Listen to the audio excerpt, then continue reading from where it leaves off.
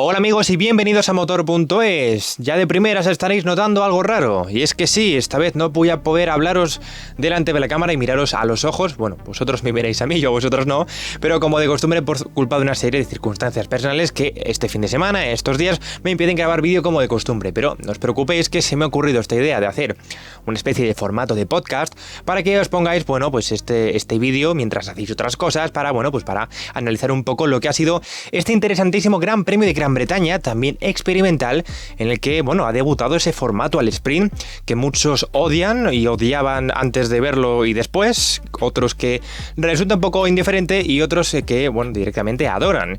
Yo en su caso, tal y como dije en la previa, que estaba pendiente de lo que nos podría deparar este fin de semana, y en este caso pues no es que me haya dejado con más dudas, pero sí que prefiero ver Monza, que es un circuito completamente diferente, con otras características y donde el diferencial de entre coche y entre rendimientos pues va a ser más parejo, para sacar una conclusión más realista y objetiva. Pero bueno, por empezar hablando de esto del formato al sprint, tengo aquí unos apuntes que he hecho a lo largo del fin de semana, y podría empezar por la parte buena, y es que por un lado creo que este formato del sprint presenta un buen balance en cuanto a la intensidad del fin de semana, es decir, arranca con unos libres de 1 hora que luego tienen un par fermé aplicado como siempre, y esto supone un reto para todos los equipos, como comentamos también en la previa el otro día, y es algo que me ha gustado porque, bueno, se ha visto desde el minuto 1 en esos FP1 del viernes a todos los pilotos rodar y rodar, probar tandas, probar neumáticos, y en definitiva pues que ya no pueden perder tiempo como pasaba antes, y es algo que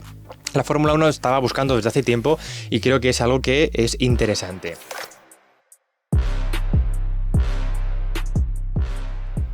Por cierto, del tema de carreras al sprint hay una cosa que mucha gente está confundida, y es que muchos pensáis que este formato al sprint tan raro y tan extraño, que por supuesto tiene cosas buenas, malas y también a maquillar y a mejorar, se va o se intenta hacer permanente de cara al año que viene o a futuros años, y no. La intención, según Domenicali hace unos meses en algunas declaraciones, es que estas carreras al sprint se hagan en los Grand Slams de Fórmula 1. Para quien no conozca este término, Grand Slam se aplica en tenis a los principales campeonatos. En el circuito de tenis pues son el Australian Open, el US Open, Roland Garros y Wimbledon. ¿Y qué serían estos 4 torneos fantásticos de tenis en Fórmula 1? Pues la verdad es que está difícil. ¿Silverstone podría ser uno de ellos? Sí. ¿Monza podría ser uno de ellos? ¿Como se pretende hacer este año? Sí. ¿Brasil, si se corre, podría ser uno de ellos? Sí. ¿Mónaco? Seguramente por equipararlo con la Indy 500 de la IndyCar. Sí, pero claro, en Mónaco está más difícil. Entonces, bueno, determinar un poco cuáles son esas carreras especiales para hacer este formato especial de sprint, que fuera 4 o 5 veces al año, o incluso menos, porque podría darle un toque especial a pocas carreras en el calendario y que fueran exclusivas, pues podría estar bien. Pero bueno, como decimos, algo que habría que maquillar pues es el sistema de puntuación, sin duda, que no solo puntúen los 3 pilotos, sino que se repartan la mitad de puntos, por ejemplo, para los 10 primeros, porque por ejemplo Russell acabó 9º en la carrera del sprint, se comió un rosco, y luego pues en la carrera del domingo pues quedó fuera de puntos. Es un poco anecdótico, pero bueno, que hay que fomentar un poco que todos los pilotos intenten avanzar posiciones en esa carrera del sprint con poco combustible y con unas gomas que las tienen al gusto para destrozar. Más cosas, por hablar un poco del tema de la carrera. Uno de los ejemplos y una de las caras que más ha sonado por esta carrera del sprint y por la que se va a recordar seguramente va a ser la de Fernando Alonso, que adelantó 6 posiciones en la salida al ser uno de los 4 pilotos que en aquella tarde del sábado salió con compuesto blando a comerse el mundo, y vaya si se lo comió.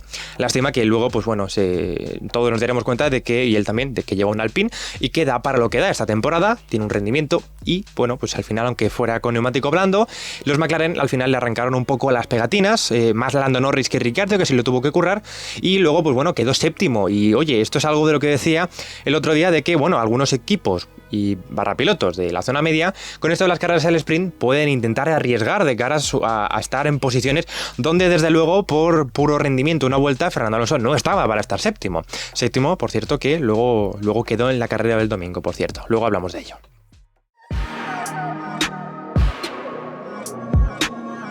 Antes de continuar con el tema principal del domingo, me gustaría comentar dos cosas, ahora que estoy en formato podcast y que me puedo enrollar un poco, de la carrera del sábado de sprint. Bueno, aparte de que Verstappen le ganó la posición a Hamilton en la salida y salió como poleman, entre comillas, una estadística un poco aberrante, que no sea el más rápido del quali, pero bueno, me gustaría comentar dos cosas que son referentes a Carlos Sainz y a Checo Pérez. Dos cuestiones muy relacionadas, dos salidas de pista con dos reincorporaciones que para mí fueron peligrosísimas. De las cuales no sé si culpar al 100% de los pilotos, porque también los comisarios y las normas que se aplican en las carreras pues tienen que ver, pero que en definitiva pusieron en riesgo grande a todos los pilotos y en definitiva pues a la seguridad en pista. Por un lado, Carlos Sainz, pues en la melee de la salida le tocó George Russell, que fue sancionado. Para mí creo que por ese leve toque no debería haber sido sancionado, pero bueno, son cosas que pasan y se terminan aceptando. Y Carlos, bueno, atravesó el complejo de Brooklands y Laffield por la hierba y en vez de dejar pasar al pelotón, pues se reincorporó en cuanto pudo, en cuanto salió a la pista, y tal y como dicen los comisarios en el documento en el que se le investigó, el coche 10 de Gasly y el coche de Raikkonen tuvieron que hacer una maniobra evasiva para evitar la colisión. ¿Qué pasa? Que al final, pues, no sé si por los buenos abogados de Ferrari o porque intuyeron que por la hierba de la escapatoria Carlos no tenía el control del coche, pues al final se decidió que Carlos sí que había hecho todo lo posible para evitar la situación de peligro y se dio carpetazo al asunto. Algo que para mí pues fue incorrecto, puesto que creo que Carlos sí que podría haber frenado, puesto que la salida, 1, no fue a gran velocidad y 2, no hubo en ningún caso un bloqueo de ruedas estrepitoso que le hubiera hecho atravesar la pista de un lado a otro. Entonces, yo creo que al final, entre los nervios de la salida, de intentar perder poco tiempo, los pilotos hacen lo que pueden y muchas veces haciendo lo que pueden, pues ponen en riesgo a otros pilotos. El caso de Checo Pérez fue muy parecido. En este caso no le tocó a nadie, se fue él solo. En el complejo de Maggots, Beckett y Chapelle trompeó. Estuvo a punto de estamparse contra el muro y se reincorporó de una forma que incluso fue más peligrosa, puesto que, no sé si os ha pasado alguna vez en un videojuego, cuando intentáis salir de la hierba y meteros al asfalto, pues a veces que el coche se va de atrás, a Pérez se le fue y no sé cómo lo controló. La verdad que tiene manos el mexicano, como sabemos, pero le pasó un coche muy cerca, a 300 km/h. Al final es que me recuerda demasiado y no puedo evitarlo al accidente de Hubert con Correa. No tiene nada que ver el concepto del accidente en sí, pero sí que la colisión y el desenlace fatal se produjo por un coche que estaba parado con otro que iba a grandísima velocidad y cuyo impacto pues terminó como terminó. Entonces es algo que a mí me afectó de sobremanera cuando lo vi, y cada vez que veo una reincorporación de este tipo pues no me caliento, pero sí que me enfado cuando luego los comisarios sí que investigan a Sainz, le dan carpetazo al asunto y luego no investigan a Pérez. Yo creo que habría que hacérselo mirar, pero bueno, terminamos y zanjamos este tema por mi parte y pasamos a la carrera del domingo.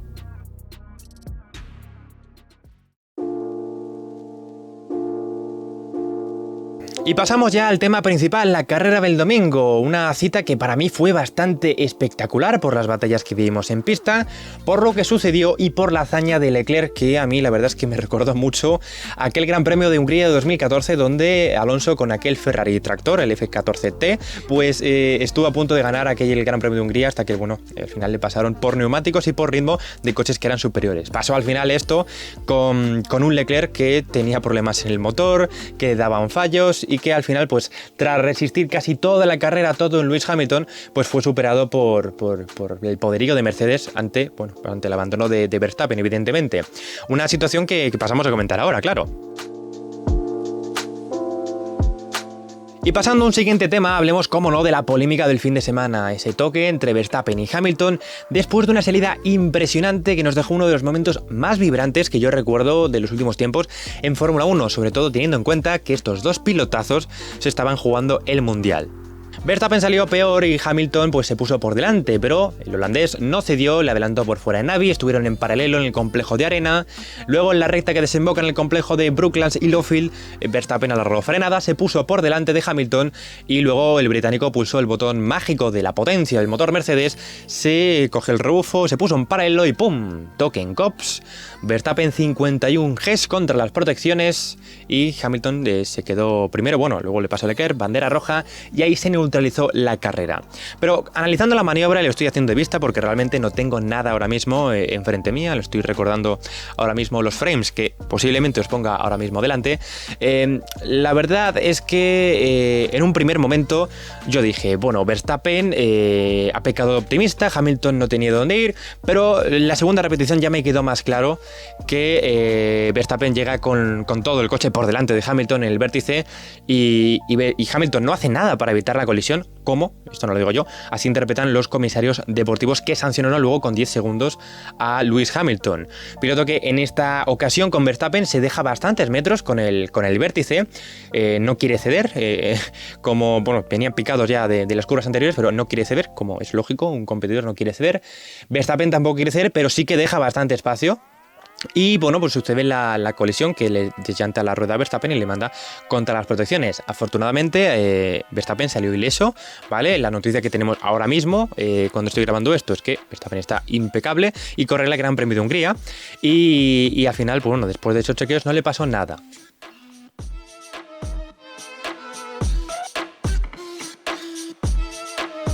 En cuanto a la sanción de Hamilton, seguro que a muchos os pareció una justa sanción por causar una colisión de ese modo. Muchas veces un causing a collision estándar son 5 segundos de pit stop, o cuando se añade después de la carrera, pero en este caso fueron 10 por la gravedad del incidente. Ahora bien, lo cierto es que el tema de la bandera roja permitió a Hamilton arreglar los daños del coche en el alerón frontal y evitar perder unas posiciones cruciales que habría perdido de haber continuado la carrera un poco más, puesto que bueno, le pasó Leclerc, que es ahí cuando se puso primero y a punto estuvo de pasarle pues prácticamente media parrilla con ese alerón delantero tocado. Y es que bueno, la carrera se neutralizó enseguida en cuanto los comisarios pues vieron saltar las alarmas, no solo por el impacto contra las protecciones, que fue bastante grave, y por el estado de Max Verstappen, que por radio y por la conexión que tienen los comisarios pues se le notaba dolido, sino también porque el coche se quedó en un punto de descarga eléctrica y las asistencias tuvieron que descargar las baterías para poder sacar el monoplaza de Red Bull de ahí. Claro, todo esto de la bandera roja abre el melón otra vez, tal y como vimos ya en Monza 2020, en este contexto de neutralizar la carrera, poder reparar el coche con las mismas especificaciones, sin perjuicios y prácticamente saliendo como nuevo después de Hamilton causar una situación como la que causó. Pues claro, yo la verdad que pues cogiendo el reglamento y lo que especifica, que es que se permiten hacer cambios por seguridad, no tengo mucho más que añadir, pero sí que es cierto que tenemos ejemplos pasados de pilotos que se han visto bastante beneficiados por esto de la neutralización y el restart de lo que supone una bandera roja.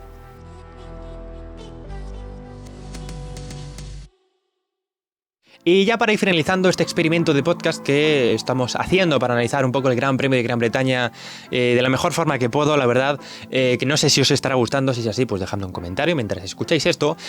Hablemos de los dos españoles y de Checo Pérez. Bueno, de Checo seré breve, la verdad es que ha tenido un fin de semana bastante malo, no solo por el tema que hemos comentado antes de la carrera del sprint que se salió, sino que luego pues al final no fue capaz de remontar, tuvo que parar varias veces, tuvo problemas en los neumáticos y en definitiva ninguno de los Red Bull fue capaz de puntuar en el día de ayer. En cuanto a los españoles de Fernando, no sé cómo describir el fin de semana que ha hecho el piloto asturiano y cómo describir este proceso de nivel y de ascenso que está llevando en las últimas carreras. Recordemos que empezó evidentemente con problemas de adaptación, la dirección asistida, con problemas del coche, evidentes problemas tras 2 años fuera del Gran Circo, pero que ahora pues está empezando a superar a Esteban Ocon ampliamente, tanto a una vuelta como luego en carrera. Y en definitiva, bueno, ya hemos comentado lo que hizo en la primera carrera del sprint con esa salida espectacular y lo que luego hizo también en la segunda salida, tras la bandera roja, que adelantó a Vettel por fuera en la curva de Avis. Tuvieron varias curvas emparejados. Luego Vettel trompeó y nos recordó tristemente a los peores momentos del Ferrari triste del año pasado, donde le costaba mucho mantener la trasera, la zaga, y por ello trompeaba. Y al final Alonso acabó séptimo con un Alpine. O sea, esto es algo impresionante, después de ver que otros pilotos por detrás, como los Aston Martin, incluso los Alfa Tauri, tenían más ritmo, y al final pues el asturiano consiguió mantenerse en esa séptima plaza que le da 6 puntos para el campeonato. El otro español, Carlos Sainz, le arrancó las pegatinas en carrera y después de haber remontado en esa carrera al sprint en la que, bueno, hemos comentado antes la salida de pista, se quedó último, pero remontó la mitad de la parrilla en esas 17 vueltas y luego completó la remontada hasta la sexta plaza el domingo en una carrera que fue impecable en el primer stint hasta que Ferrari, pues bueno, tuvo la primera parada mala en el coche de Carlos del año, tardó 6 segundos y, bueno, toda la distancia que había conseguido con Ricciardo para pasarle y esas posibilidades de luchar no solo con el otro McLaren, el de Norris, sino quizá por el podio, porque Bottas la verdad que no tuvo un gran ritmo, pues se esfumaron y la verdad que al final triste decepción, puesto que estuvo anclado detrás de Ricciardo toda la carrera. Y nada más, amigos, espero que os haya gustado esta especie de experimento. He intentado hacerlo lo mejor posible, no estoy acostumbrado a hacer podcast, pero bueno, si os gustan, pues quizá me acostumbro yo por vosotros y lo que haga falta. En fin, si te ha gustado, pues deja un like, un me gusta, un comentario con tus impresiones y espero que haya sido de vuestro agrado esta especie de charla auditiva que hemos tenido así de forma más íntima y más especial y más improvisada con vosotros. Espero ya el próximo Gran Premio de Hungría dentro de 2 semanas volver a la normalidad con la calidad que os merecéis y como siempre, aquí en Motor.es. Un saludo y nos vemos en la próxima.